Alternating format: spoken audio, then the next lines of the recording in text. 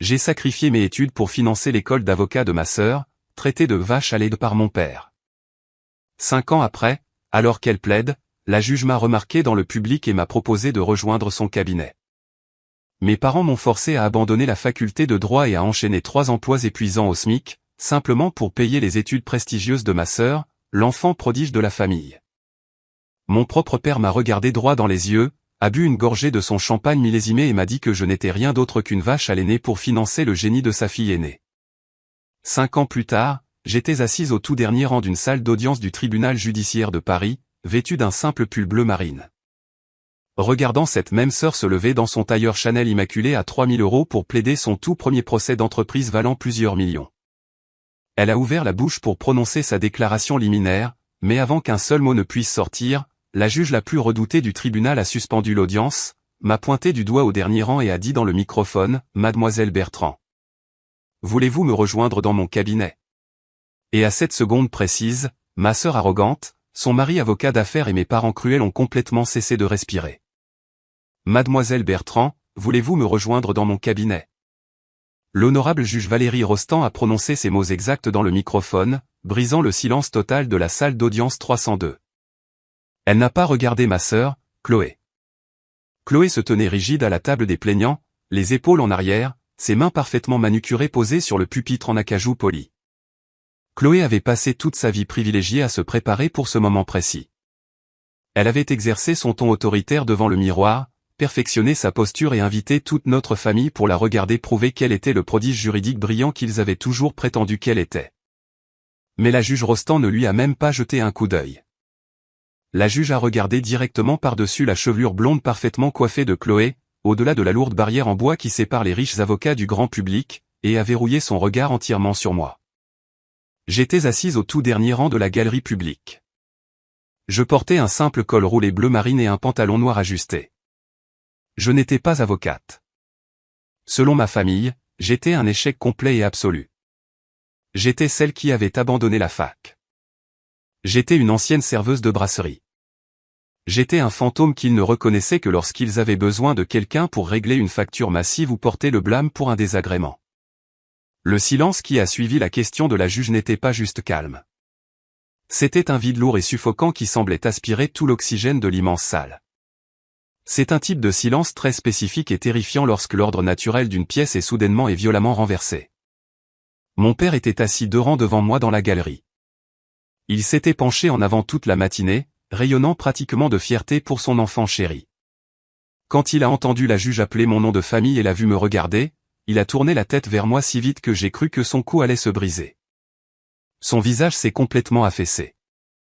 Le sourire suffisant et satisfait qu'il arborait depuis notre entrée au palais de justice a fondu pour laisser place à une expression de confusion pure et de panique totale. Juste à côté de lui était assis le mari de Chloé, Marc. Marc Sinclair était associé junior dans un cabinet d'avocats d'élite de la défense. C'était un avocat d'affaires brillant, férocement arrogant, qui avait passé les 3 dernières années à me traiter comme la domestique de la famille. Marc portait des costumes italiens sur mesure, se comportait comme s'il possédait chaque pièce dans laquelle il entrait, et ne manquait jamais une occasion de faire une blague subtile et cruelle sur mon absence de diplôme universitaire. Quand la juge Rostand m'a parlé directement, Marc a littéralement laissé tomber son stylo plume en or massif. Je l'ai vu glisser de ses doigts. Je l'ai entendu frapper le parquet ciré avec un claquement sec qui a résonné contre les hauts murs lambrissés. À la barre, Chloé avait l'air de quelqu'un qui venait de recevoir une gifle en plein visage. Sa bouche était légèrement ouverte. Ses mains agrippaient les bords du pupitre en bois si fort que ses jointures devenaient complètement blanches. Elle regardait la juge, puis la galerie, puis la juge à nouveau. Elle était totalement incapable de comprendre pourquoi la magistrate la plus crainte de tout le district interrompait son moment de triomphe pour parler à sa sœur ratée. Je n'ai pas jubilé. Je n'ai pas souri. Je ne leur ai pas donné la satisfaction de voir une seule once d'émotion sur mon visage. J'ai simplement ramassé mon porte-document en cuir noir, je me suis levé du banc en bois dur et j'ai marché lentement vers l'allée centrale. Je suis passé devant mon père, dont la bouche était toujours ouverte de choc. Je suis passé devant Marc, qui me fixait comme si j'étais un fantôme matérialisé au milieu d'une journée ensoleillée. J'ai poussé la lourde barrière en bois qui sépare le public du parquet, je suis passé juste devant ma sœur tremblante et j'ai suivi l'huissier armé dans le cabinet privé du juge. Mais pour comprendre exactement pourquoi un procès d'entreprise de 30 millions d'euros venait d'être brutalement arrêté pour une fille sans diplôme, et pour comprendre l'abattoir juridique absolu qui attendait ma sœur de l'autre côté de cette lourde porte en chêne, je dois vous ramener en arrière. Je dois vous ramener exactement 5 ans en arrière, au jour précis où j'ai cessé d'être une fille pour devenir officiellement un compte chèque. Il y a 5 ans, j'avais 20 ans. J'étais exactement à la moitié de ma licence de droit à l'université Panthéon-Assas. Je maintenais une moyenne parfaite, étudiant à la bibliothèque universitaire jusqu'à ce que mes yeux saignent, rêvant du jour où je traverserais enfin l'estrade pour remettre mon diplôme à mes parents. Je pensais que si je travaillais assez dur, si j'étais assez intelligente et si je ne causais jamais de problème, ils me regarderaient enfin exactement de la même manière qu'ils regardaient Chloé. C'était un mardi après-midi pluvieux quand je suis allé au service de la scolarité pour m'inscrire au semestre d'automne à venir. L'employé derrière l'épaisse vitre a tapé mon numéro d'étudiante dans son ordinateur, a froncé les sourcils et m'a tendu une feuille imprimée. C'était un avis formel de la banque. Le chèque de scolarité que mes parents avaient fait pour mon semestre avait été rejeté. Le compte avait été complètement clôturé sans aucun avertissement. J'ai pris le RER pour retourner chez mes parents à Neuilly-sur-Seine dans un état de panique silencieuse. Leur maison était une propriété massive et magnifique avec des pelouses vertes parfaitement entretenues. C'était le genre exact de maison qui projette une stabilité massive, de la richesse et du succès à tous les voisins environnants. J'ai franchi la lourde porte d'entrée en acajou et j'ai immédiatement entendu des rires forts et joyeux venant de la cuisine. Je suis entré dans la cuisine, tenant fermement le chèque rejeté dans ma main tremblante. Les comptoirs étaient en marbre italien importé. Le soleil radieux de l'après-midi entrait magnifiquement par les grandes baies vitrées. Mon père se tenait près de l'îlot central massif, faisant sauter le bouchon d'une bouteille de champagne très chère. Ma mère était appuyée contre le comptoir, faisant défiler sa tablette avec un sourire éclatant et sincère sur le visage. Chloé était assise sur un tabouret de bar en velours, frappant dans ses mains de pur plaisir. Chloé venait d'être acceptée dans un programme privé de préparation au barreau, une école d'élite astronomiquement chère au cœur de Paris. C'était une voie royale exclusive conçue pour faire entrer les étudiants riches dans les meilleurs cabinets, et les frais de scolarité coûtaient plus que ce que la plupart des gens gagnent en 2 années complètes de dur labeur. Je me suis avancé et j'ai posé le chèque rejeté sur l'îlot en marbre. Le papier fin a fait un son très doux, mais c'était suffisant pour arrêter complètement la célébration familiale. Mon père a regardé le chèque, puis m'a regardé, nullement dérangé par le fait que toute mon éducation venait d'être annulée. Il a calmement versé le champagne pétillant dans 3 flûtes en cristal. Il n'a pas versé un 4e verre pour moi. Nous avons réalloué le budget études, Manon, a dit ma mère. Elle n'a même pas pris la peine de lever les yeux de son écran de tablette lumineux. Son ton était décontracté, léger et totalement méprisant.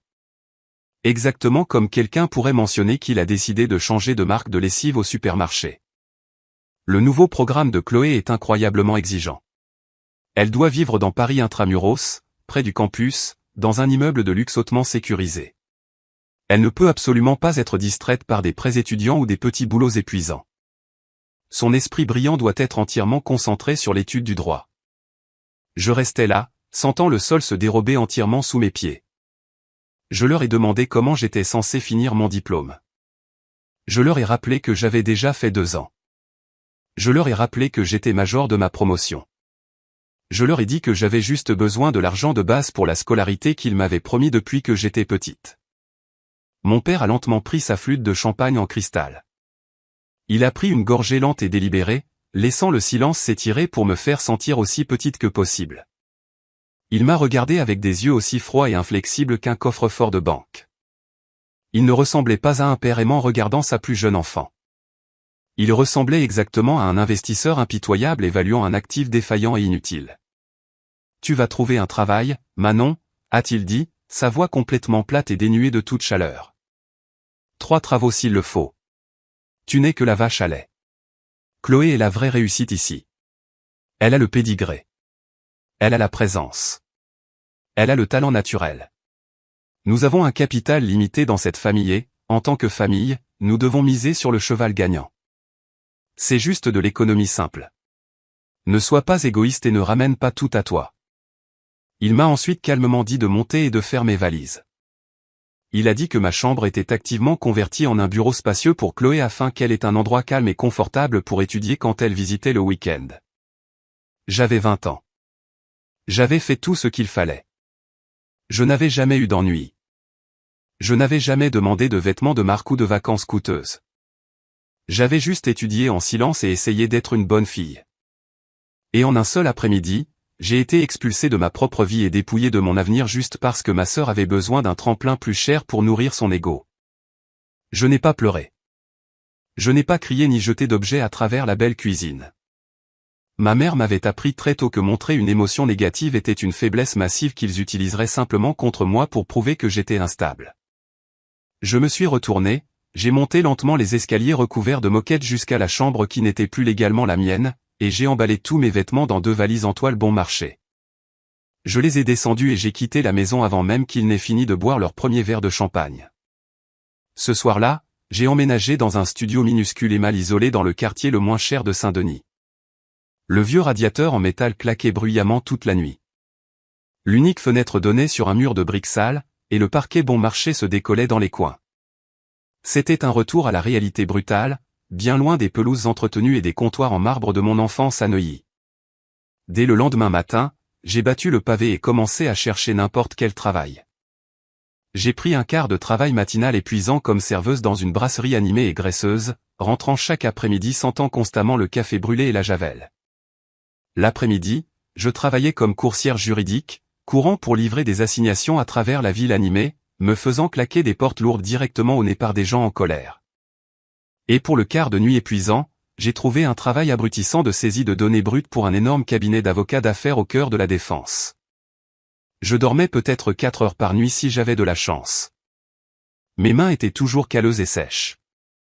Mes pieds étaient toujours enflés et douloureux. Et mon compte bancaire était constamment vidé parce que mes parents n'ont jamais cessé de m'appeler. Chaque mois, exactement comme une horloge, ils exigeaient des contributions financières pour les habitudes de vie coûteuses de Chloé. Ils appelaient cela mon devoir familial obligatoire. Ils me répétaient sans cesse que puisque je n'allais clairement rien faire de moi-même, le strict minimum que je pouvais faire était de soutenir financièrement la sœur qui, elle, réussirait. Je suis devenu essentiellement un fantôme. J'ai disparu entièrement à l'arrière-plan de ma propre vie, épuisé, invisible, servant du café bon marché à des inconnus impolis et tapant des chiffres sans fin dans des tableurs interminables pendant que ma sœur achetait des sacs à main de créateurs coûteux avec l'argent pour lequel je saignais. Littéralement. Ils pensaient vraiment m'avoir brisé. Ils pensaient m'avoir assigné de façon permanente aux bases absolues de la chaîne alimentaire, me forçant à une vie de servitude silencieuse, mais ils n'avaient absolument aucune idée de ce que je faisais réellement pendant ces longues, calmes et solitaires nuits au cabinet d'avocats. Ils n'avaient aucune idée que pendant que je tapais silencieusement leurs données interminables, j'apprenais secrètement l'architecture numérique profonde et cachée de leurs mensonges. Et ils n'avaient absolument aucune idée que me forcer à arrêter la fac et me mettre dans cette salle de saisie de données spécifiques était l'erreur la plus lucrative et incroyablement destructrice qu'ils feraient jamais de toute leur vie. Pendant 2 années épuisantes, ma vie a été mesurée entièrement en heures au SMIC et en virements bancaires exigés. Je me réveillais à 4 heures du matin chaque jour dans mon appartement glacial de Saint-Denis. J'enfilais mon uniforme de serveuse en polyester rigide, attachais mes cheveux serrés en arrière, et passais 6 heures épuisantes à servir des œufs gras et à remplir des tasses sans fin de café noir bon marché pour des gens qui ne prenaient même pas la peine de me regarder dans les yeux. À midi, j'étais dans le métro ou le RER en direction de Paris, portant une sacoche en cuir épaisse pleine de documents juridiques lourds. Être huissier stagiaire ou coursier juridique est un travail brutal et ingrat. Vous passez vos après-midi à traquer des gens désespérés qui ne veulent pas être trouvés. Debout sous la pluie glaciale devant des immeubles haussmanniens de luxe, se faisant crier dessus par des cadres en colère quand vous leur remettez enfin leur convocation obligatoire au tribunal. Cela m'a immensément endurci. Cela m'a appris exactement comment lire les gens, comment anticiper leurs mensonges, et comment rester complètement inexpressif quand un homme adulte hurle des insultes directement à votre visage. Et chaque semaine, sans faute, mon téléphone sonnait. Ce n'était jamais mes parents appelant pour demander comment j'allais ou si je mangeais assez. C'était toujours ma mère ou mon père exigeant fermement mes salaires durement gagnés. Chloé avait besoin de 2000 € pour un cours de révision spécialisé. Chloé avait besoin de 1500 € pour partager le coût d'une location d'été de luxe à Deauville parce que le réseautage avec ses camarades de classe riches était absolument essentiel pour sa future carrière juridique. J'envoyais l'argent à chaque fois. Je ne discutais pas. Je ne me battais pas et ne suppliais pas pour qu'ils arrêtent. Je faisais juste mes multiples services, déposais mes petits pourboires en espèces et transférais les fonds, construisant un dossier numérique silencieux et méticuleux de chaque euro qu'il drainait de mon compte bancaire. La véritable dynamique toxique de mon nouveau rôle dans la famille est devenue flagrante lors d'un dîner dominical obligatoire chez mes parents à Neuilly. Je venais de finir un double service brutal à la brasserie. J'étais morte de fatigue.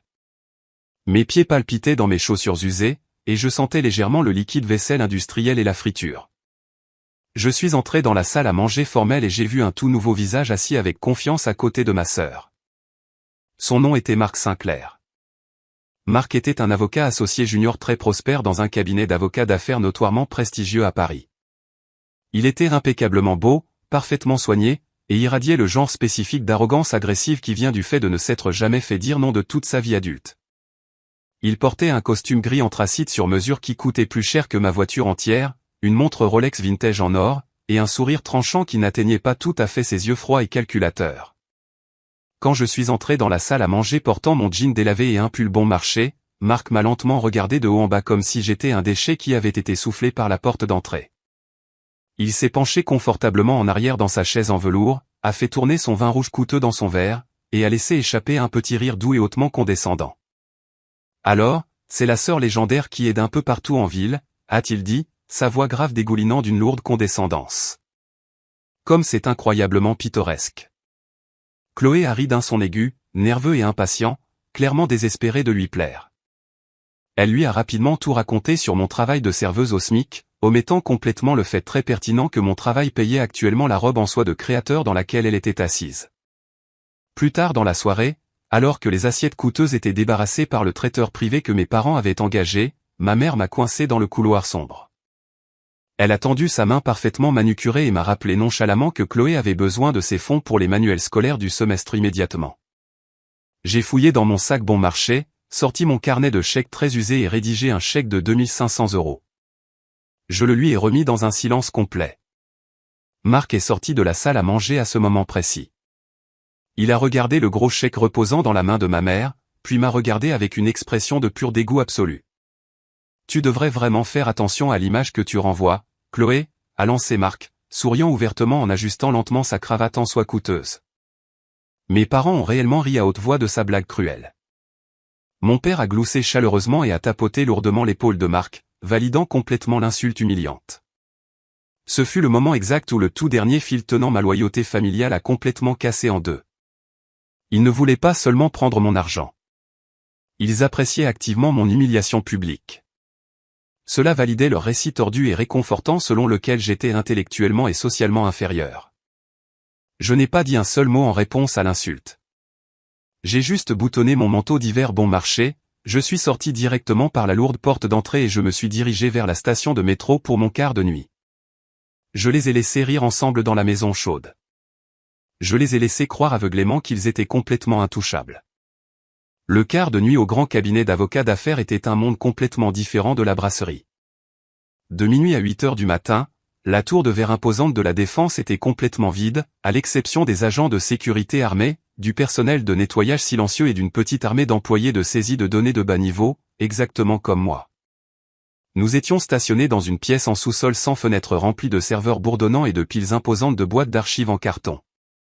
Notre travail était incroyablement fastidieux et physiquement épuisant.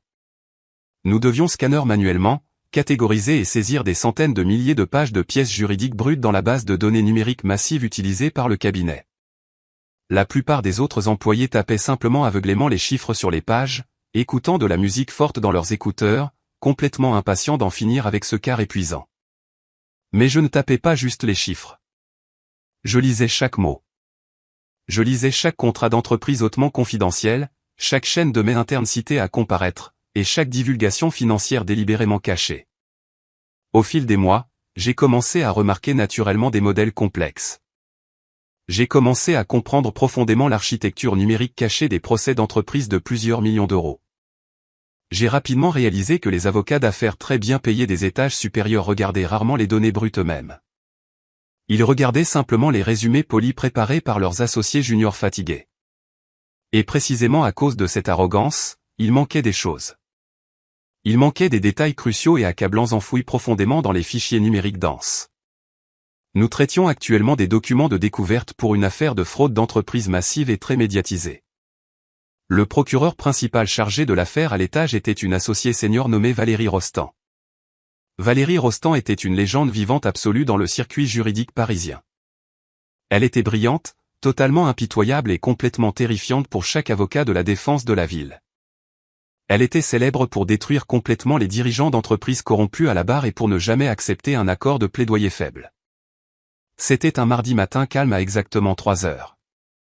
La salle de données du sous-sol était glaciale et complètement silencieuse, à l'exception du cliquetis rythmé et régulier de mon clavier d'ordinateur. Je scannais un lot massif de feuilles de calcul financières complexes soumises par l'équipe de défense adverse. C'était littéralement des milliers de lignes de données répétitives et stupides conçues pour épuiser le lecteur. Mais mes yeux ont attrapé quelque chose d'incroyablement étrange sur l'écran. J'ai ouvert les propriétés numériques avancées du fichier Excel et j'ai regardé de près les métadonnées cachées.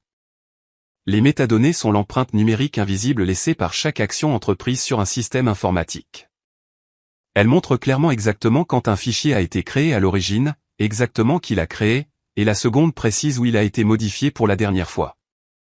L'équipe de défense riche affirmait officiellement qu'un contrat financier très contesté avait été signé et légalement finalisé 3 années complètes auparavant, bien avant que la fraude présumée de l'entreprise n'ait eu lieu.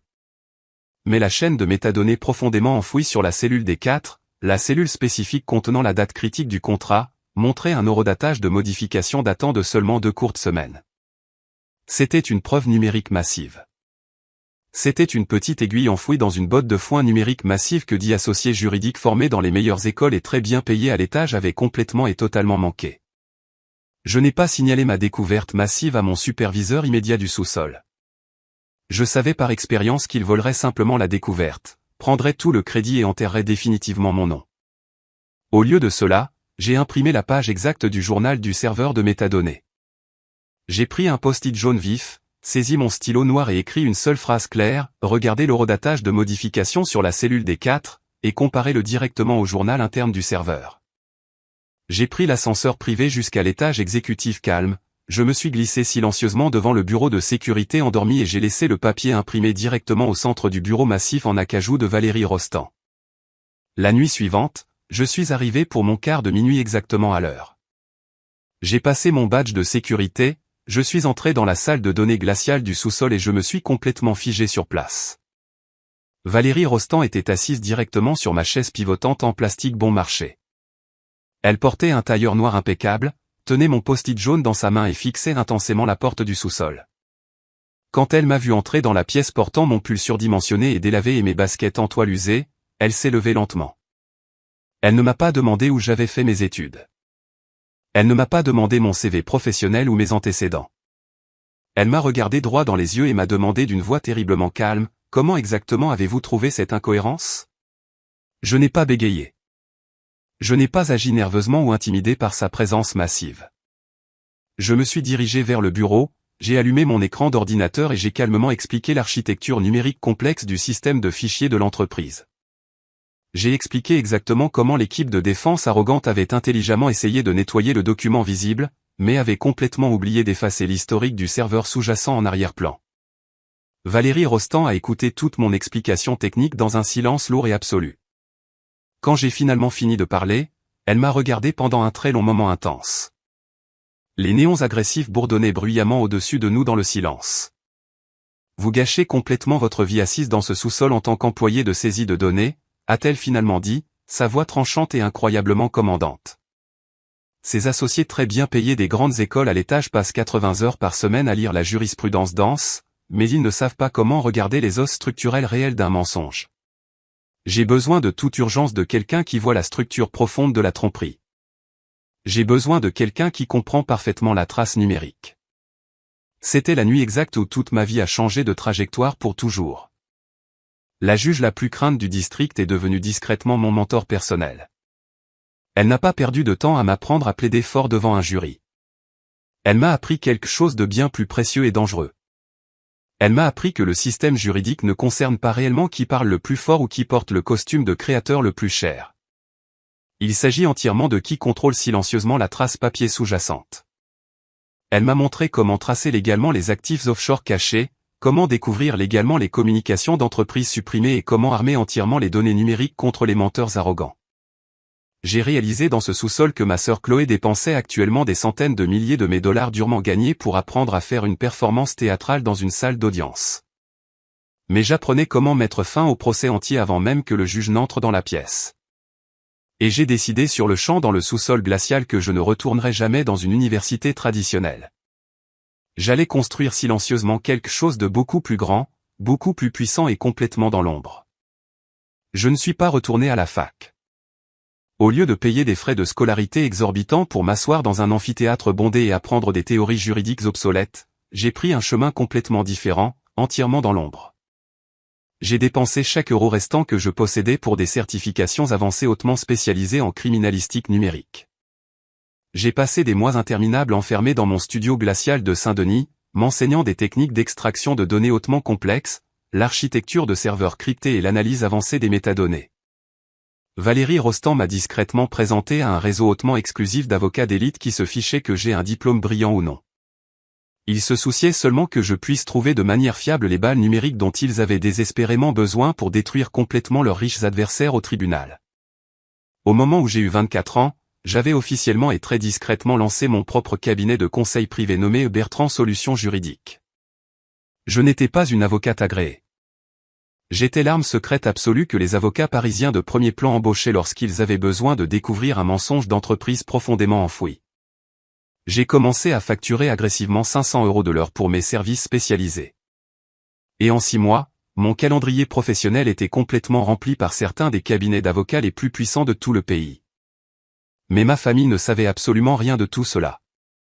J'ai délibérément choisi de garder mon succès massif complètement caché d'eux. J'ai continué à vivre dans le même studio courant d'air à Saint-Denis. J'ai continué à conduire ma vieille Honda déglinguée de 15 ans qui faisait toujours un bruit de grincement terrible quand je tournais le volant.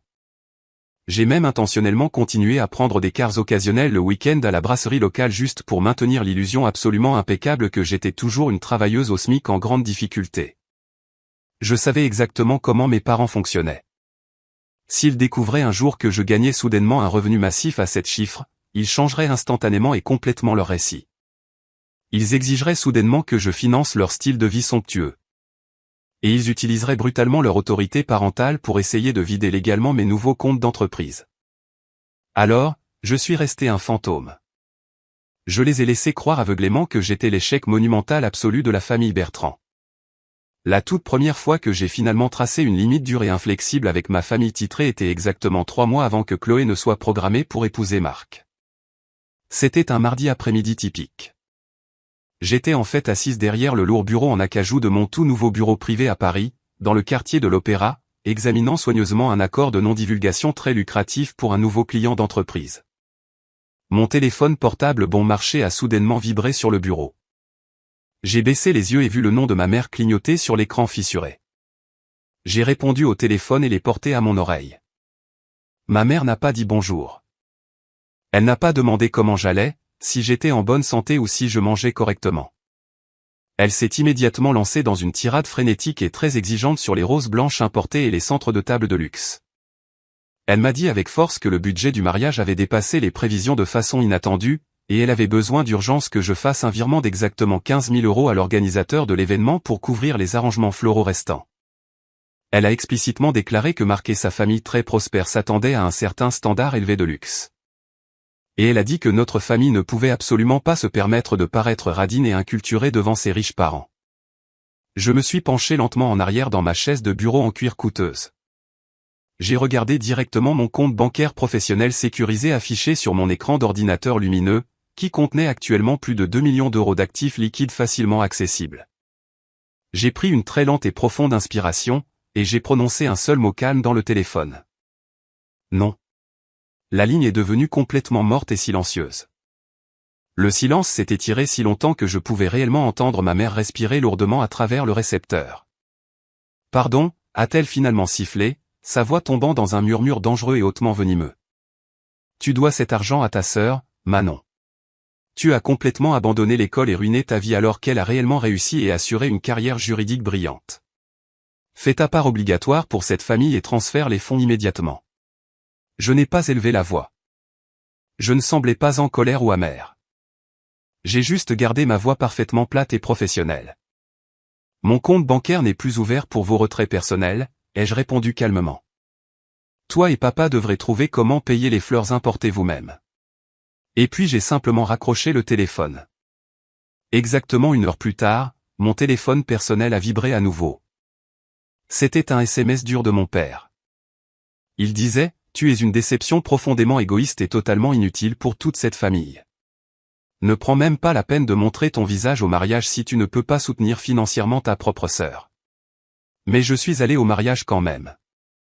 J'y suis allé parce que je voulais spécifiquement m'asseoir dans la salle et voir exactement qui était vraiment ma famille quand l'argent gratuit cessait enfin de couler dans leurs poches. Le mariage Sinclair-Bertrand était un spectacle théâtral massif de 150 000 € tenu à l'hôtel de Crillon, un lieu emblématique au cœur de Paris. Je n'ai pas acheté de nouvelles tenues. Je portais une robe noire très simple et modeste que j'avais achetée en solde il y a 3 ans. Quand je suis entré dans la grande salle de bal massive, j'ai été immédiatement frappé par l'odeur écrasante, presque suffocante, de milliers de roses blanches importées. Les lustres en cristal scintillaient vivement au-dessus de nos têtes. Un quatuor à cordes jouait de la musique classique douce dans le coin, et des serveurs en smoking blanc impeccable se promenaient en portant des plateaux d'argent de champagne coûteux. Je me suis dirigé vers l'élégant plan de table en argent affiché près de la grande entrée pour trouver ma table assignée. J'ai scanné lentement les noms. Je n'étais évidemment pas assise à la table familiale principale surélevée avec mes parents fiers, la mariée rayonnante et la riche famille de Marc. Je n'étais même pas assise avec les parents éloignés ou les amis de la famille occasionnelle. J'étais assigné à la table 14. J'ai marché lentement à travers la salle de bal massive pour trouver la table 14. Elle était complètement cachée derrière un pilier structurel en marbre massif directement à côté des portes battantes bruyantes de la cuisine. C'était la table désignée des prestataires. Mes parents m'avaient intentionnellement assise à côté du photographe de mariage suppléant fatigué et de la jeune fille du vestiaire. C'était une insulte publique hautement délibérée et calculée conçue pour m'humilier complètement et me rappeler ma place exacte et inférieure dans leur hiérarchie sociale. J'ai calmement tiré ma chaise, je me suis assise derrière le pilier en marbre massif et j'ai demandé au serveur qui passait un verre d'eau du robinet simple. Pendant le dîner coûteux de 5 plats, Marc s'est finalement levé de la table principale et a pris le microphone avec confiance pour prononcer son discours de mariée. Il avait l'air dévastateur et incroyablement puissant dans son smoking de créateur sur mesure. La salle de bal entière est devenue complètement silencieuse alors qu'il parlait. Il a loué Chloé lourdement pour son intelligence pure, sa récente obtention difficile du diplôme de droit et son talent naturel indéniable. Il a fièrement annoncé à toute la salle riche qu'elle rejoindrait officiellement son cabinet d'avocat d'affaires très prestigieux en tant qu'associé de première année. La foule riche a applaudi bruyamment. Puis Marc a lentement abaissé légèrement le microphone, a laissé un sourire cruel et arrogant se répandre sur son beau visage, et a regardé directement à travers la salle de bal massive vers ma table cachée derrière le pilier. Il a parlé doucement dans le microphone et a dit, « Chloé a atteint tout ce succès massif grâce à son intellect pur et son pédigré élevé. Contrairement à certaines personnes dans cette famille qui choisissent activement la voie de la moindre résistance et se contentent confortablement d'une médiocrité absolue. » Mon père a réellement hoché la tête en signe d'accord enthousiaste pour que tous les invités riches le voient. Chloé a laissé échapper un rire délicat et a joué à frapper son nouveau mari sur le bras. Je suis restée assise là, parfaitement immobile dans l'ombre sombre du pilier, sirotant lentement mon eau glacée bon marché pendant qu'il se moquait publiquement de toute mon existence. Soudain, mon téléphone portable bon marché a vibré lourdement à l'intérieur de mon sac usé. Je l'ai sorti sous la table et j'ai regardé l'écran lumineux. C'était un email urgent et hautement confidentiel du Conseil exécutif supérieur d'un conglomérat technologique mondial massif basé en Californie. L'email confirmait officiellement que Bertrand Solutions Juridiques venait d'être officiellement retenu comme consultant principal en découverte numérique sur une affaire d'espionnage d'entreprise très complexe et férocement contestée de 50 millions d'euros. Les frais de provision initiaux requis qui venaient d'être virés directement sur mon compte d'entreprise pour cette seule affaire étaient significativement plus importants que le coût astronomique entier du mariage extravagant qui se déroulait tout autour de moi. J'ai lentement verrouillé l'écran de mon téléphone, je l'ai remis dans mon sac bon marché, j'ai regardé directement Marc, se tenant avec arrogance sur la scène brillamment éclairée, j'ai souri très doucement pour moi-même dans le noir et j'ai pris une autre gorgée lente de mon eau. Je savais avec une certitude absolue que leurs égos massifs et fragiles étaient entièrement construits sur une fondation de mensonges. Et je savais exactement comment démanteler un mensonge. Avance rapide jusqu'à exactement 2 semaines avant les événements désastreux dans la salle d'audience. J'avais maintenant 27 ans. Mon cabinet de conseil privé, Bertrand Solutions Juridiques, s'était discrètement étendu d'un seul ordinateur portable bon marché dans mon appartement courant d'air à Saint-Denis à un étage entier en verre élégant dans une tour d'entreprise hautement sécurisée à La Défense. Je possédais complètement l'entreprise. J'employais 2 douzaines d'analystes médico-légaux numériques hautement spécialisés, et ma valeur nette personnelle avait discrètement dépassé les 8 chiffres. Je ne conduisais plus la Honda déglinguée, mais je la gardais garée dans un garage loué spécifiquement pour conduire chez mes parents à Neuilly. Je maintenais l'illusion impeccable soigneusement construite de mon échec absolu parce que c'était la forteresse incroyablement sûre qui protégeait complètement ma paix et ma richesse. Ma mère avait agressivement exigé ma présence obligatoire à un dîner de famille le dimanche. Elle m'avait envoyé un SMS hautement condescendant indiquant que Chloé avait des nouvelles incroyablement massives à partager et que je devais me montrer pour soutenir correctement ma sœur qui réussissait. J'ai conduit la vieille Honda bruyante jusqu'à l'allée familière, je me suis garé loin de marquer de sa voiture de sport importée flambant neuve incroyablement chère et j'ai monté les marches avant. Quand je suis entré dans la salle à manger formelle, l'air lourd sentait richement l'agneau rôti coûteux, l'ail et le vin rouge lourd importé. La table massive en acajou était dressée avec la porcelaine fine de la famille et l'argenterie polie lourde. Chloé était assise à la tête absolue de la table, tenant complètement la cour comme une reine régnante. Elle portait un pull en cachemire immaculé et tenait un verre de vin en cristal. Marc était assis directement à côté d'elle, l'air incroyablement suffisant et profondément satisfait. Mon père découpait le rôti coûteux, rayonnant d'une fierté absolue sans filtre. Chloé s'était finalement vue confier sa toute première affaire solo majeure au cabinet prestigieux de Marc. C'était un litige contractuel immobilier commercial très complexe de plusieurs millions d'euros, et elle représentait le plaignant incroyablement riche. J'ai pris calmement mon siège assigné à l'extrémité très éloignée de la longue table, juste à côté de la porte de la cuisine. Je me suis versé un verre d'eau du robinet et j'ai simplement écouté parler. Elle n'arrêtait pas de se vanter agressivement. Le conseil juridique adverse est complètement et totalement terrifié par moi, se vantait Chloé bruyamment, agitant nonchalamment sa lourde fourchette en argent en l'air pour souligner son importance massive. C'est juste un petit cabinet boutique pathétique. Je vais absolument les écraser dans la phase initiale de communication des pièces. Les associés seniors de mon cabinet sont déjà incroyablement impressionnés par ma stratégie juridique agressive. Marc a même dit, mes dépôts de documents préliminaires étaient complètement impeccables. Marc a pris une gorgée lente de son vin coûteux, a souri fièrement à sa femme et a hoché la tête en signe d'accord profond. Elle a un instinct de tueuse naturelle dans la salle d'audience, a dit Marc, regardant directement mon père pour une validation absolue. Elle a complètement coincé l'équipe de défense avec ses soumissions de preuves initiales. Ça va être un massacre juridique total, massif et très médiatisé. Notre cabinet va faire une fortune absolue sur le règlement final. Mon père a levé son verre en cristal dans un toast fier. À ma fille brillante et magnifique, a-t-il dit chaleureusement. Le cheval gagnant absolu de cette famille. J'ai toujours su que tu étais destinée à une grandeur absolue, Chloé. Tu as le pédigré exact et parfait. Chloé rayonnait pratiquement sous leur lourde pluie d'éloges sans fin. Elle a pris une gorgée délicate de son vin, a posé le verre, puis a regardé tout le long de la longue table directement vers moi. Son sourire chaleureux a instantanément disparu, remplacé par un sourire froid et hautement calculateur. Elle a regardé mon simple pull et a laissé échapper un soupir doux et condescendant. Manon, puisque tu as complètement ruiné le budget floral à mon beau mariage il y a 3 ans, et profondément embarrassé toute cette famille, j'ai décidé de te laisser te rattraper, a dit Chloé nonchalamment, comme si elle me faisait une faveur personnelle massive. J'ai besoin d'une toute nouvelle tenue de victoire pour le jour d'ouverture de mon procès massif.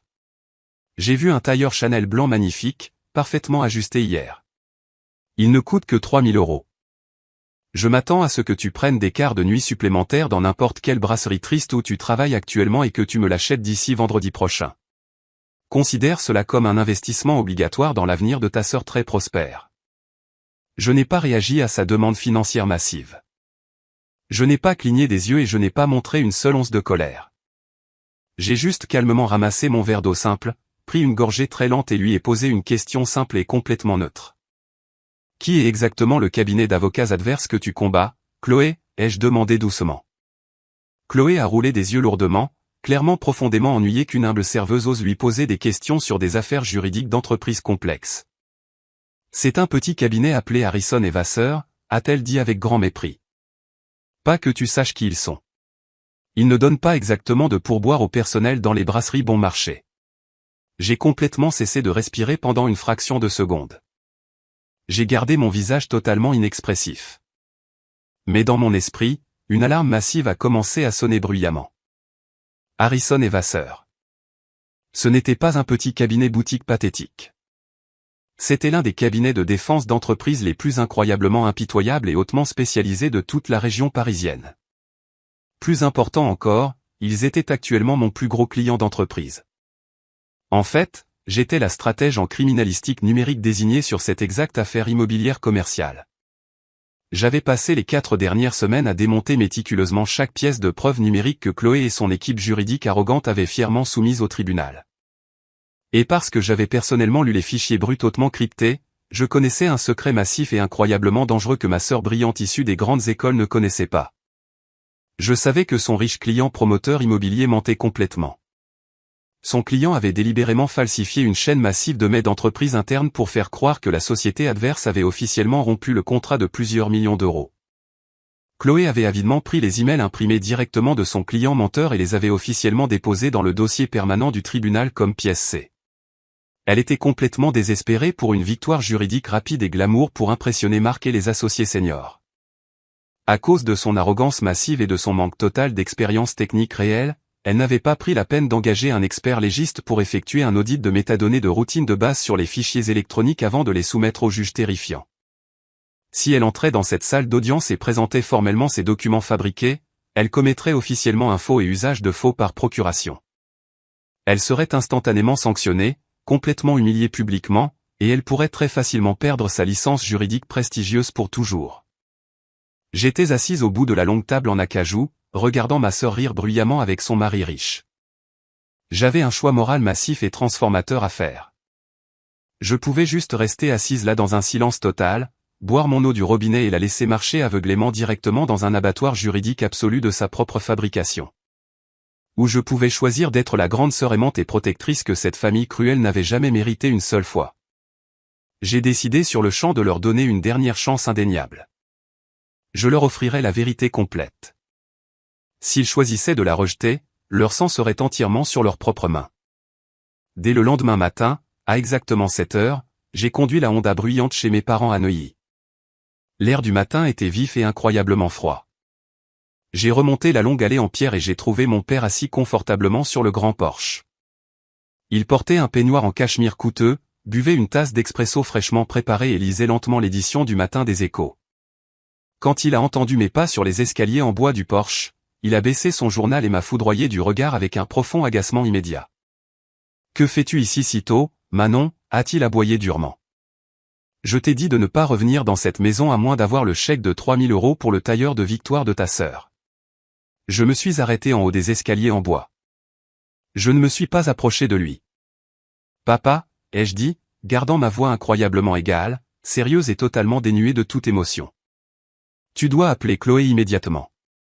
Tu dois lui dire de retirer complètement la pièce C de ses dépôts au tribunal tout de suite. » Mon père a lentement plié son grand journal et l'a placé sur la petite table en verre. Il m'a regardé avec un mélange écœurant de pitié profonde et de dégoût total absolu. « De quoi diable baragouines-tu » a-t-il demandé, sa voix dégoulinant d'une lourde condescendance. « Dis-lui de revérifier les horodatages numériques des emails sur les fichiers soumis, ai-je dit fermement, ignorant complètement son ton cruel. Les journaux bruts du serveur ne correspondent absolument pas aux dates imprimées sur le papier physique. Son riche client a totalement fabriqué ses emails d'entreprise après le début du litige. Si elle se lève au tribunal et soumet ce faux document dans le dossier officiel, elle commet un parjure par procuration. Elle sera lourdement sanctionnée par le juge et elle perdra toute sa carrière juridique avant même qu'elle ne commence. Mon père s'est approché encore plus de moi, son visage devenant d'une teinte violette profonde et colérique. Il m'a regardé avec une haine pure et absolue. « Es-tu vraiment si profondément, pathétiquement jalouse de ta sœur qui réussit que tu te tiens sur mon Porsche en inventant de faux mots techniques juste pour essayer de saboter délibérément sa toute première grande affaire ?» Il a crié, sa voix résonnant bruyamment dans l'air froid du matin. « Tu es une honte absolue pour le nom Bertrand. Tu n'as pas pu réussir dans une vraie université, alors tu as abandonné et es devenu un échec total, et maintenant tu essaies de traîner Chloé à ton niveau misérable et pathétique. Il a pointé son doigt directement vers la longue allée en pierre. Sors de ma propriété à cette seconde précise, a-t-il ordonné férocement. Et n'ose jamais montrer ton visage amer et jaloux à son procès la semaine prochaine, à moins que tu ne tiennes un chèque certifié pour payer son tailleur. Je suis resté parfaitement immobile sur le porche en bois pour un dernier moment. J'ai regardé profondément dans ses yeux en colère et arrogant. J'ai réalisé à cette seconde précise qu'il ne préférait pas seulement Chloé à moi. Il avait activement, désespérément besoin que je sois un échec complet pour que toute sa vision du monde tordu ait un sens logique. Si j'avais raison et que Chloé avait tort, toute sa réalité soigneusement construite s'effondrerait complètement. Je ne me suis plus disputé avec lui. Je n'ai pas versé une seule larme. J'ai juste hoché la tête une fois, avalé complètement le tout dernier lambeau d'empathie et d'amour familial qu'il me restait, et je lui ai tourné le dos pour toujours. J'ai descendu lentement le long chemin de pierre, je suis monté dans ma vieille voiture et je me suis éloigné de la propriété massive. J'avais officiellement délivré l'avertissement crucial. Il l'avait complètement rejeté. Le piège en acier massif était maintenant armé de façon permanente, verrouillé et entièrement chargé. Je n'avais plus qu'à attendre exactement 2 semaines pour le regarder se refermer brutalement. Ce qui nous ramène directement au moment présent terrifiant à l'intérieur du cabinet privé hautement sécurisé de la juge Valérie Rostand. La lourde porte en chêne s'est refermée complètement derrière moi, étouffant instantanément les murmures forts et choqués de la salle d'audience bondée à l'extérieur. Le bureau privé de la juge était complètement calme, sentant légèrement les vieux livres de droit reliés en cuir et le café noir fraîchement préparé. La juge Rostand a lentement enlevé sa lourde robe noire de magistrat, l'a drapée soigneusement sur le dossier de sa chaise en cuir coûteuse et s'est dirigée vers une petite cafetière en argent posée sur une table d'appoint en bois poli. Elle a versé 2 tasses de café noir fumant et m'en a tendu une silencieusement. Elle ne m'a pas regardé comme ma famille arrogante me regardait. Elle ne voyait pas une décrocheuse ou une serveuse de brasserie pathétique. Elle me regardait avec un profond respect professionnel. Exactement comme un vétéran chevronné regarde un père d'élite incroyablement qualifié. « Vous avez l'air très bien, Manon », a-t-elle dit calmement, s'appuyant confortablement contre le bord de son bureau massif en acajou et prenant une gorgée lente de son café chaud.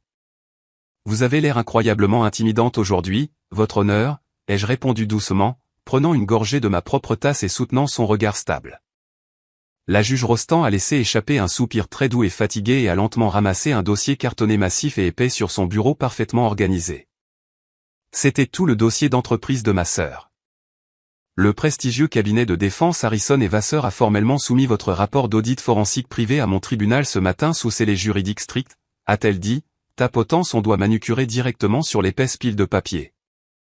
Votre analyse numérique est complètement imparable, comme elle l'est toujours.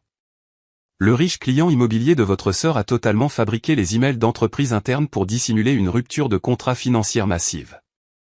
Et votre sœur incroyablement impatiente et hautement inexpérimentée a aveuglément déposé ces faux documents directement dans le dossier permanent du tribunal sans effectuer un seul audit de métadonnées numériques de base. Elle était incroyablement désespérée pour une victoire juridique rapide et glamour pour impressionner son nouveau mari riche et ses associés seniors. J'ai essayé de l'avertir, votre honneur, ai-je dit d'un ton neutre, ne ressentant absolument aucune sympathie pour le naufrage juridique dévastateur qui se trouvait actuellement dans la salle d'audience. Elle a été incroyablement négligente professionnellement. La juge Rostand m'a corrigé sèchement, ses yeux se plissant avec une fureur judiciaire absolue. Je vais devoir la sanctionner lourdement, Manon. Je suis légalement obligé de référer formellement ces actions hautement imprudentes directement au Conseil de l'ordre pour un examen complet et massif. Elle a commis un usage de faux parce qu'elle voulait jouer à la poupée dans un tribunal au lieu de faire le travail d'enquête épuisant et ennuyeux. Je vous ai seulement appelé dans mon cabinet privé parce que j'ai vu le nom de famille Bertrand sur le dossier officiel. Je vous ai vu assise tranquillement au fond de ma galerie publique et j'ai rapidement assemblé les pièces évidentes du puzzle. Je voulais vous donner un avertissement professionnel personnel avant de retourner là-bas et de détruire complètement toute sa carrière juridique sur le dossier public permanent. J'ai regardé la femme brillante et terrifiante qui m'avait généreusement appris à voir clairement les os numériques profondément cachés d'un mensonge d'entreprise il y a 5 ans dans un sous-sol glacial. Faites votre pire, votre honneur, lui ai-je dit calmement, posant ma tasse de café sur le bureau en bois. J'ai fait mon devoir familial obligatoire. J'ai spécifiquement essayé de les avertir il y a 2 semaines, mais mon père m'a explicitement dit de ne pas faire la leçon à une vraie avocate. Je suis juste ici aujourd'hui pour regarder tranquillement l'arithmétique inflexible du karma équilibrer enfin sa dette massive. Je me suis retourné, j'ai ouvert la lourde porte en chêne et je suis retourné directement dans la salle d'audience tendue et complètement silencieuse. L'air lourd dans la salle massive était épais d'une anticipation nerveuse extrême. Chaque œil dans la galerie bondée a suivi lourdement chacun de mes mouvements alors que je marchais lentement dans l'allée centrale et reprenais calmement ma place au tout dernier rang. Ma famille me fixait avec une intensité brûlante. Mon père avait l'air complètement livide, son visage rouge d'une rage à peine réprimée que j'interrompe d'une manière ou d'une autre le moment massif de son enfant chéri.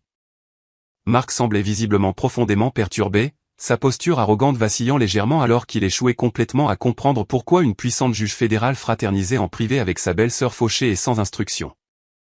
Chloé agrippait juste nerveusement son pupitre en bois, respirant lourdement, complètement désespérée que cette interruption confuse se termine pour qu'elle puisse enfin prononcer sa déclaration liminaire hautement répétée et théâtrale. Exactement une minute plus tard, la lourde porte en bois derrière le banc du juge s'est ouverte avec force. La juge Rostand a émergé, complètement enveloppée dans sa robe noire flottante, projetant la force terrifiante absolue d'un orage massif imminent. Tout le monde dans la salle d'audience bondée s'est précipité pour se lever dans un respect total absolu. La juge Rostand a pris son siège surélevé, a ramassé son maillet lourd et l'a frappé une fois avec un craquement assourdissant qui a complètement réduit au silence la pièce entière. « Asseyez-vous immédiatement, maître », a aboyé la juge Rostand avec force dans son microphone avant que Chloé ne puisse même ouvrir la bouche pour dire un seul mot. Mademoiselle Bertrand, avant que vous ne tentiez de lire votre déclaration liminaire à ce tribunal, j'attire votre attention immédiate sur le dépôt juridique supplémentaire hautement urgent de l'équipe de défense. Spécifiquement l'audit numérique forensique complet de votre pièce s'est fièrement soumise. Chloé semblait complètement figée et incroyablement confuse. Elle a nerveusement mélangé la pile épaisse de notes en papier coûteux sur son pupitre en acajou poli.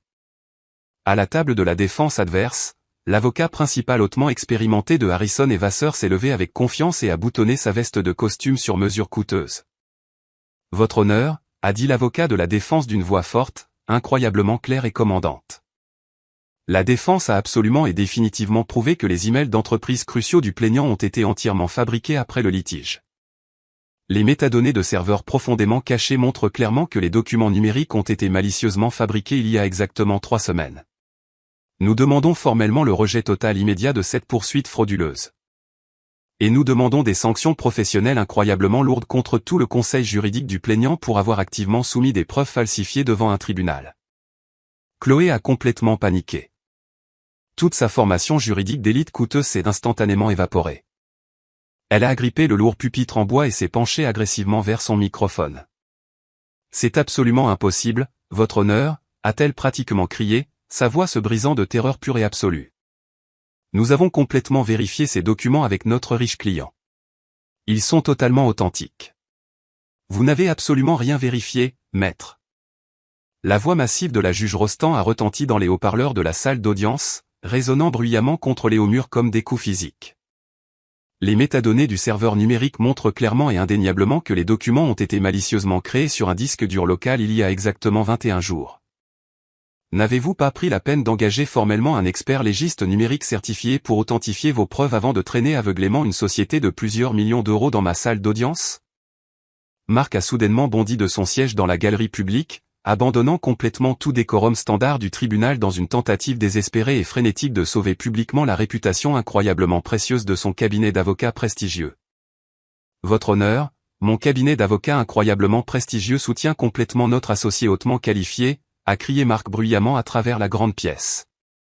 Asseyez-vous et fermez votre bouche immédiatement, maître Sinclair, a claqué agressivement la juge Rostand, pointant un doigt tranchant et terrifiant directement vers son visage incroyablement arrogant. Vous n'êtes absolument pas au dossier officiel dans cette salle d'audience. Et si vous dites un seul mot de plus, je ferai appel à l'huissier pour vous mettre en outrage direct au tribunal et vous placer en cellule de détention. Marc est retombé instantanément sur son siège en bois dur, son visage sombre devenant d'une teinte grisâtre maladive, complètement émasculé et totalement réduit au silence devant une foule massive de ses pairs juridiques d'élite. Mademoiselle Bertrand, a continué la juge Rostand, tournant son regard furieux et inflexible directement vers ma sœur tremblante et hyperventilant. Votre échec total à effectuer même la diligence raisonnable standard la plus basique est un embarras monumental absolu pour tout ce tribunal. Vous avez officiellement commis un usage de faux. Cette affaire commerciale frauduleuse entière est immédiatement rejetée avec un préjudice juridique extrême. Une audience de sanction obligatoire formelle contre vous et tout votre cabinet d'avocats est officiellement fixée pour vendredi matin prochain. L'audience est levée. La juge Rostand a frappé son lourd maillet en bois une dernière fois dévastatrice, détruisant complètement toute la carrière juridique très coûteuse de ma sœur en moins de 4 minutes au total. Le couloir animé à l'extérieur de la salle 302 ressemblait exactement à la scène chaotique et sanglante d'un carambolage massif sur l'autoroute. Chloé était appuyée lourdement contre le mur de marbre froid, sanglotant complètement hystériquement, son tailleur Chanel blanc coûteux totalement ruiné par son maquillage qui coulait. Marc faisait les 100 pas agressivement sur le sol en marbre poli, composant désespérément sur son téléphone portable coûteux, essayant frénétiquement de joindre ses associés directeurs furieux pour se distancier agressivement de l'échec juridique massif et public de sa propre femme. Mes parents avaient l'air d'avoir pris instantanément 10 ans incroyablement durs. Quand j'ai marché calmement à travers les lourdes doubles portes en verre de la salle d'audience et suis sorti dans le couloir bruyant et chaotique, mon père m'a instantanément repéré. Il a complètement ignoré son enfant chéri dévasté et sanglotante et a marché avec colère directement vers moi, son visage d'une teinte violette terrifiante. Quel mensonge venimeux exact as-tu malicieusement chuchoté à cette juge dans son cabinet privé, a-t-il crié bruyamment, pointant un doigt tremblant et furieux directement à un pouce de mon visage. As-tu délibérément empoisonné son esprit contre ta sœur incroyablement brillante? Tu es une petite serveuse vindicative, profondément jalouse et incroyablement pathétique qui vient de ruiner le succès massif de sa propre famille. Avant qu'il ne puisse même finir sa diatribe hurlante incroyablement toxique et hautement délirante, les portes lourdes de la salle d'audience se sont ouvertes à nouveau. L'avocat de la défense d'entreprise très prospère de Harrison et Vasseur est sorti avec confiance dans le couloir chaotique. Il portait une lourde mallette en cuir et un sourire profondément satisfait et hautement victorieux. Il a complètement ignoré mon père hurlant et irrationnel. Il a complètement ignoré Marc et ma sœur en pleurs. Il a marché directement vers moi au milieu du couloir bondé, s'est arrêté respectueusement et a fermement tendu la main. Stratégie d'extraction numérique absolument brillante sur l'audit du serveur, patronne, a dit l'avocat d'élite très bien payé bruyamment, sa voix grave portant clairement sur le bruit incroyablement chaotique du couloir. Votre cabinet forensique privé a complètement fait économiser à notre client d'entreprise plus de 30 millions d'euros. Aujourd'hui, nous envoyons formellement le chèque de provision finale massive directement à votre bureau cet après-midi. C'est toujours un honneur absolu de faire des affaires hautement confidentielles avec Bertrand Solutions Juridiques. Tout le couloir en marbre animé est devenu instantanément complètement, totalement mort et silencieux. Chloé a complètement arrêté de pleurer, son visage trempé de larmes figé dans un choc total absolu. Mon père a lentement abaissé son doigt tremblant et en colère, sa bouche tombant grande ouverte alors que sa réalité minuscule et fragile se brisait complètement en 1 million de morceaux tranchants. Marc a complètement arrêté de faire les 100 pas, son téléphone portable coûteux a littéralement glissé de sa main moite et s'est écrasé bruyamment sur le sol en marbre dur. Toute son arrogance des grandes écoles, toute sa supériorité sur mesure très coûteuse, s'est simplement évaporée complètement. Ton cabinet, a bégayé Marc faiblement, me fixant directement avec des yeux incroyablement écarquillés et terrifiés. Réalisant complètement pour la toute première fois qu'il avait passé les 3 dernières années à se moquer brutalement de la PDG très puissante du meilleur cabinet de criminalistique numérique absolue de tout le pays. J'ai regardé calmement mon père profondément stupéfait et entièrement silencieux. Puis j'ai regardé ma sœur totalement détruite. Et enfin, j'ai regardé directement dans les yeux profondément terrifiés de son mari incroyablement arrogant. Je ne suis absolument pas votre petite vache à lait pathétique, ai-je dit, ma voix incroyablement calme, parfaitement stable et totalement impossible à ignorer pour aucun d'entre eux. Je ne suis pas resté là à attendre une seule excuse pathétique. Je savais absolument avec une certitude totale qu'il n'y en aurait jamais de toute façon. Ils étaient bien trop profondément empoisonnés par leur propre arrogance massive et imposante pour admettre jamais qu'ils avaient complètement tort sur toute mon existence. J'ai simplement ramassé mon porte-document en cuir noir, tourné complètement le dos à la famille hautement toxique qui avait agressivement essayé de m'effacer violemment, et je suis sorti avec confiance directement par les lourdes portes en verre du palais de justice. Je suis sorti dans l'air vif et glacial de Paris, j'ai glissé confortablement sur la banquette arrière silencieuse de ma voiture noire privée qui m'attendait, et j'ai demandé à mon chauffeur de me ramener à mon bureau. J'avais un empire d'entreprise massif et très prospère à gérer avec confiance, et je n'avais officiellement absolument plus aucun poids mort qui me retenait. Les retombées dévastatrices absolues du désastre judiciaire sont arrivées exactement comme un train de marchandises massif et lent au cours des 6 mois incroyablement chaotiques suivants. Je n'ai pas eu à lever le petit doigt pour détruire complètement aucun d'entre eux. Je n'ai pas eu à chercher une vengeance active ou à crier ou hurler. Je suis juste restée assise tranquillement dans mon beau bureau en verre hautement sécurisé à la défense et j'ai regardé les conséquences inflexibles absolues de leur propre arrogance massive démanteler systématiquement toute leur vie incroyablement privilégiée, morceau par morceau brisé. Le tout premier domino massif à tomber complètement a été Marc. Le cabinet d'avocats d'affaires incroyablement prestigieux pour lequel il travaillait était absolument furieux de l'échec judiciaire hautement public et incroyablement humiliant. Marc essayait désespérément de devenir associé senior cette même année, mais ses directeurs généraux riches l'ont immédiatement convoqué dans une salle de conférence hautement sécurisée dès le lendemain matin. Ils l'ont complètement dépouillé de tous ses comptes d'entreprise majeures. Ils lui ont explicitement dit que son échec massif à superviser correctement sa propre femme associée était une responsabilité juridique impardonnable qui endommageait gravement la réputation incroyablement précieuse de tout leur cabinet. Marc a fait exactement ce que les hommes incroyablement égoïstes et hautement arrogants font toujours lorsque leur style de vie confortable et riche est gravement menacé par quelqu'un d'autre. Il a complètement tourné le dos à Chloé. Moins de 48 heures après le procès désastreux, Marc a emballé agressivement tous ses costumes italiens sur mesure coûteux et a déménagé entièrement de leurs pantouses de luxe massif à Paris. Il a officiellement déposé une demande de divorce hautement contestée et incroyablement amère à la toute fin de cette même semaine. Il a absolument refusé de lui payer une quelconque pension alimentaire, affirmant agressivement que sa négligence professionnelle grave lui avait directement causé des dommages personnels et financiers massifs. Chloé a été soudainement laissée entièrement seule dans un appartement de luxe incroyablement cher et complètement vide qu'elle ne pouvait absolument pas se permettre de continuer à payer sans son salaire d'entreprise massif. Le deuxième coup massif et incroyablement dévastateur est venu directement du Conseil de l'Ordre. La juge Valérie Rostand a absolument tenu sa promesse terrifiante et intransigeante faite au tribunal. Elle a formellement soumis un rapport judiciaire très détaillé et incroyablement brutal décrivant l'échec éthique massif de Chloé à authentifier correctement des preuves d'entreprise fabriquées. Chloé a été officiellement convoquée à une audience disciplinaire obligatoire et hautement publique devant un panel d'experts juridiques extrêmement chevronnés.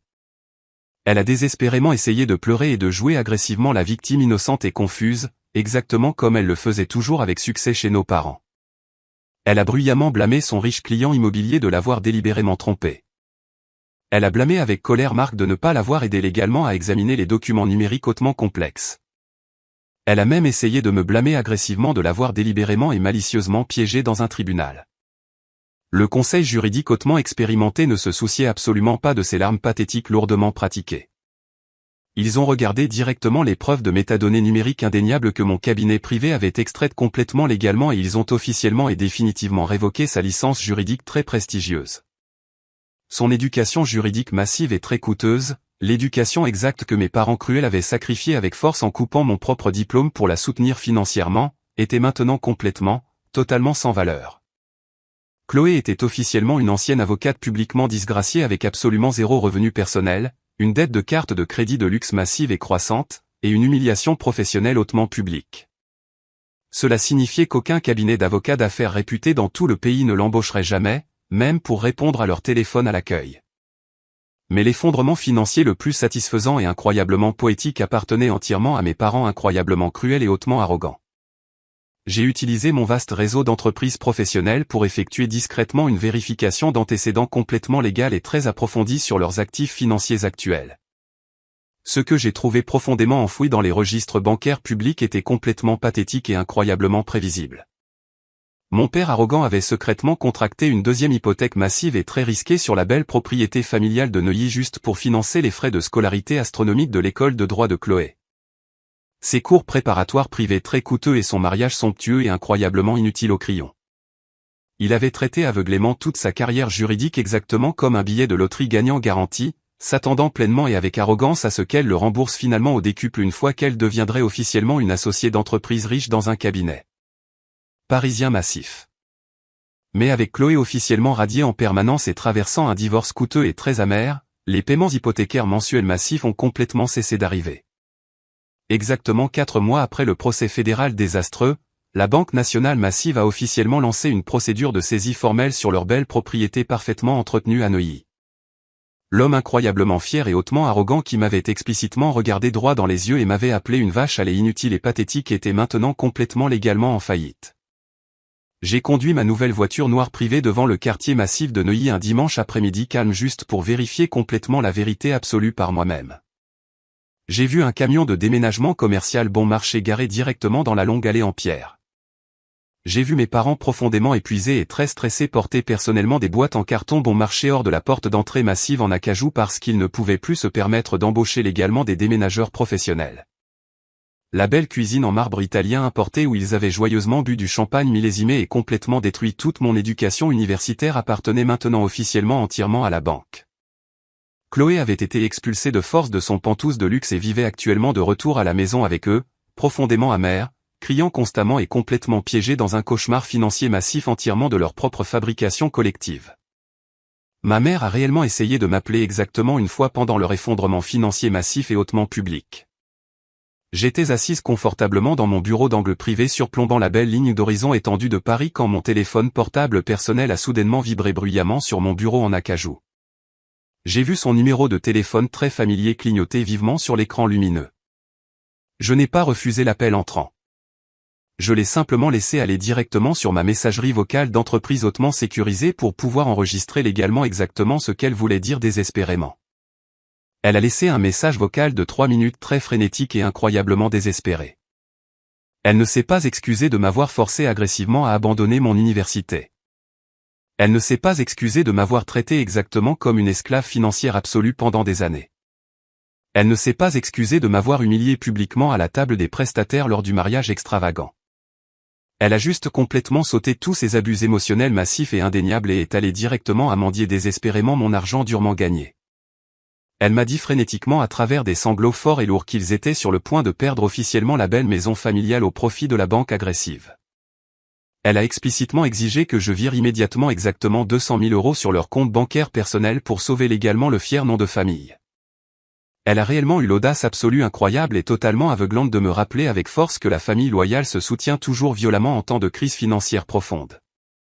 J'ai écouté tout le message vocal pathétique et hautement délirant en sirotant lentement une tasse de café torréfié très cher. Puis je me suis calmement penché en avant et j'ai appuyé sur le bouton de suppression numérique sur mon écran d'ordinateur. Je ne l'ai pas rappelé pour discuter ou crier. Je ne lui ai pas envoyé un seul euro solitaire de mes comptes d'entreprise massifs. J'ai simplement complètement bloqué son numéro de téléphone, bloqué le numéro de téléphone de mon père et bloqué le numéro de téléphone de ma sœur disgraciée. J'ai ensuite officiellement demandé au bureau de sécurité lourd et hautement armé du hall d'entrée de mon immeuble d'entreprise de leur refuser définitivement toute entrée physique s'ils se présentaient désespérément sans invitation. Ils avaient exigé agressivement que je construise complètement indépendamment ma propre vie à partir de zéro absolu. Ils m'avaient explicitement dit que j'étais totalement seul. Alors, j'ai fait exactement ce qu'ils m'avaient fièrement demandé de faire. J'ai construit un empire numérique incroyablement puissant et très lucratif entièrement sans leur aide. Et je l'ai intentionnellement construit avec des murs incroyablement hauts et hautement sécurisés qu'ils ne pourraient jamais escalader. J'ai actuellement 28 ans.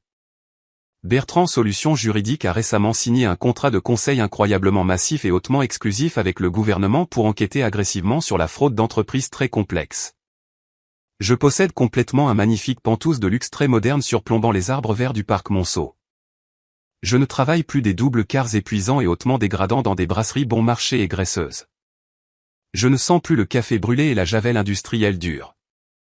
Je ne passe plus mon temps très précieux et incroyablement cher à essayer désespérément de gagner l'approbation impossible de personnes toxiques qui sont absolument engagées à mal comprendre profondément ma valeur massive absolue. J'ai finalement appris exactement la même leçon massive et très précieuse que les avocats d'affaires très prospères passent des décennies à essayer de maîtriser parfaitement.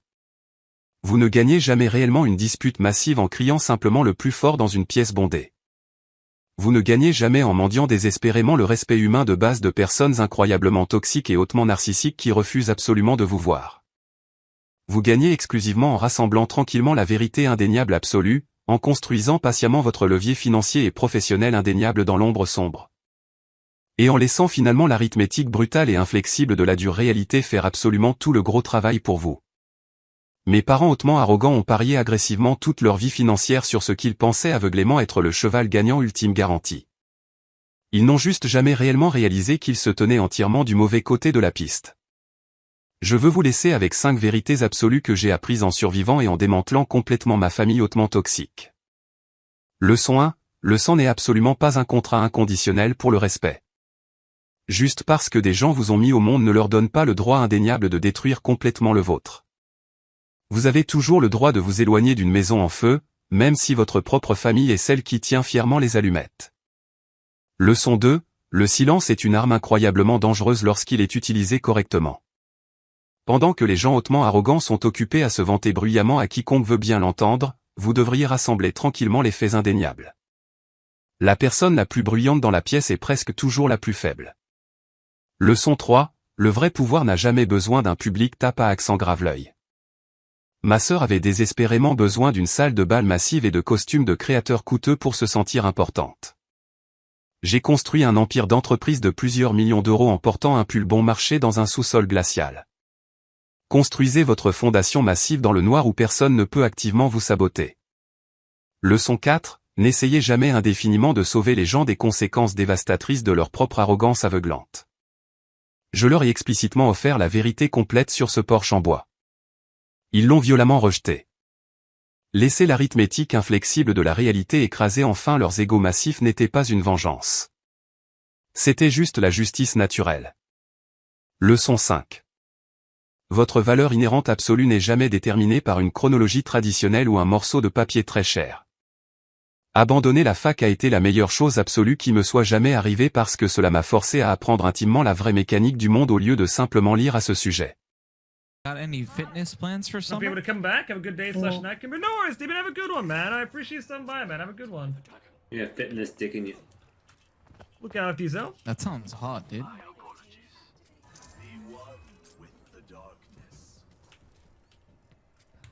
Of course it's hot. It'll be summer. But right now it's Oh winter. my god, you didn't. Good again, man. I love your content, but my head hurts like hell. Bye, bye, Bonsai. Thanks for hanging out, bro. Have a good one, dude. Hey, Bubbles, how you doing? My name is Scully. What's your name? Scully. Scully. Yes. All right. Goddamn.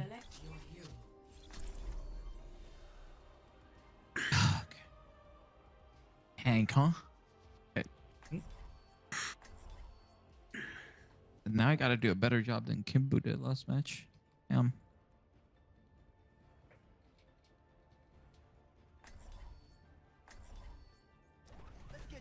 Never stop fighting for what you believe in. Ooh, fuck.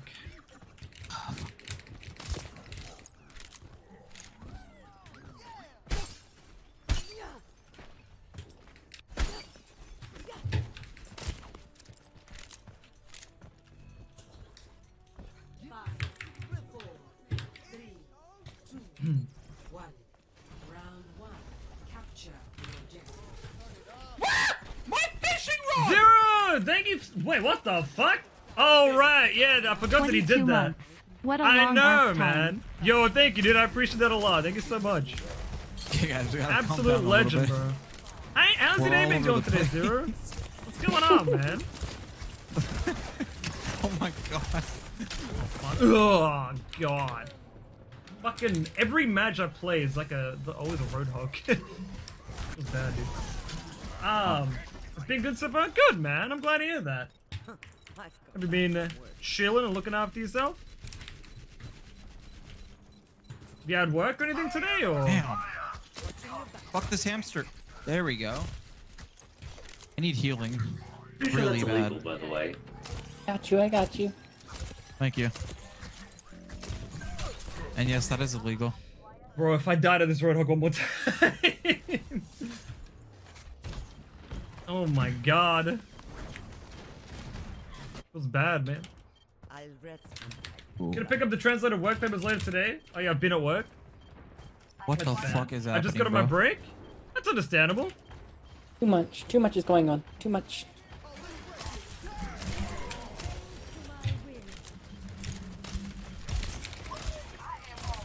Oh no.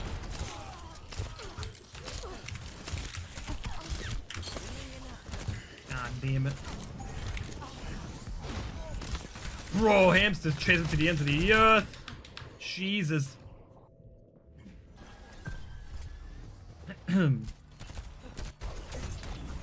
You're actually outside for your break? Nice. What you got to eat? It's just cold weather here, bro. It's only ever cold here. Why are they pushing back so far, dude? Oh my god. That is what she said.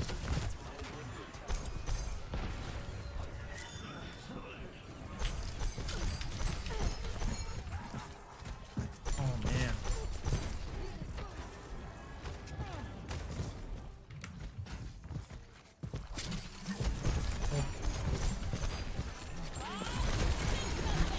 Oh my god.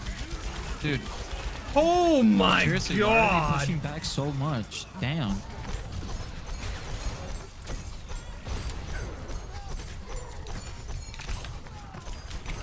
Jesus fucking Christ.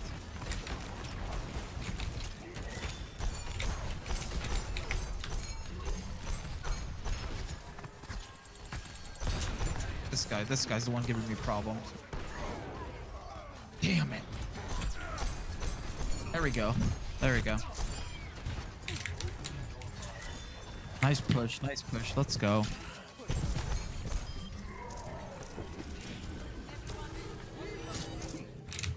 Good job, guys. Holy shit.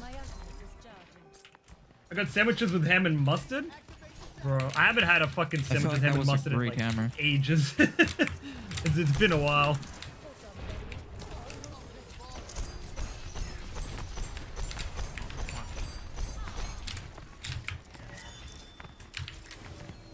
Back it up, back it up, back it up.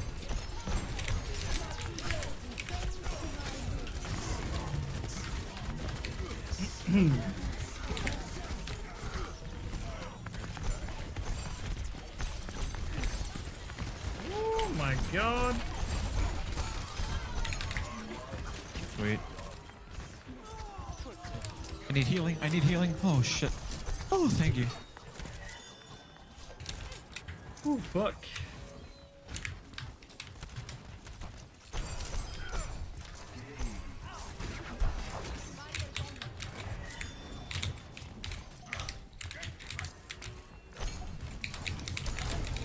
You been playing any games or anything, Zero? Promise KO'd that thing. Oh shit. No! The Lucio's so He's low, one. dude. Damn it. It's I've fine, been it's fine, turned it's into fine. sushi. What I about meant the the point? Genji was one shot. That's what I meant. I'm There sorry. we go. I need healing. I'm on my way. Shit. Thank you. I got you. Well, that was an interesting round. Let's go, baby. Not really. That's fair. I've been fucking around Genshin from time to time in some Pokemon Healers Unite. are on that Still, shit. Never played Thank you. Pokemon Unite, to be honest. But I feel like they release like Pokemon games like all the time. It just gets like it just gets annoying. Like I can't keep up with how many gets released. Not in the mood for games?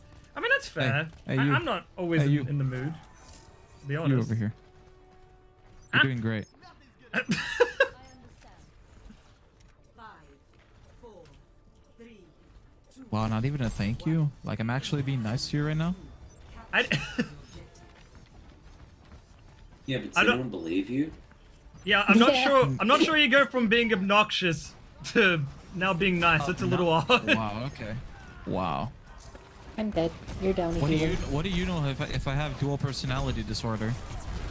I That mean, wouldn't that's- surprise me. It wouldn't surprise me. But as I said, I think there's a thin line between joking, having a bit of fun, and being disrespectful and being obnoxious. And I think you fall over the grey line.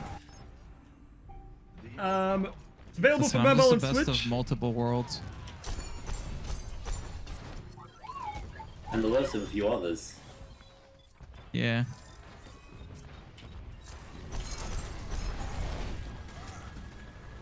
The best part is if something gets said back, people get bent out of shape. It's like, wow, Kimber said something back. How do I handle that?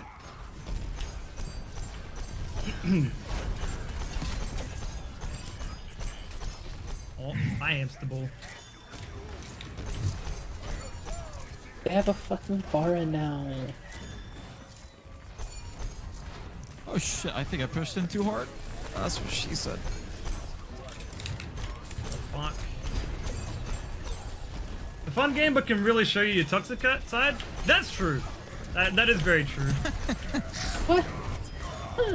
Nice hammer, buddy. Oh, I thought you meant Overwatch, sorry. Sorry, I read that wrong. I mean, that is basically immeasurable with Pokemons. Yeah, right. Yeah. Sorry about that. I thought you talked about Overwatch.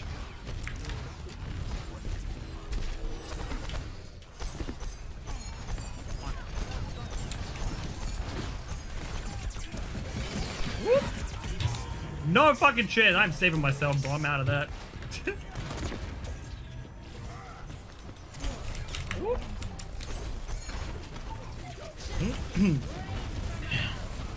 Oh my god.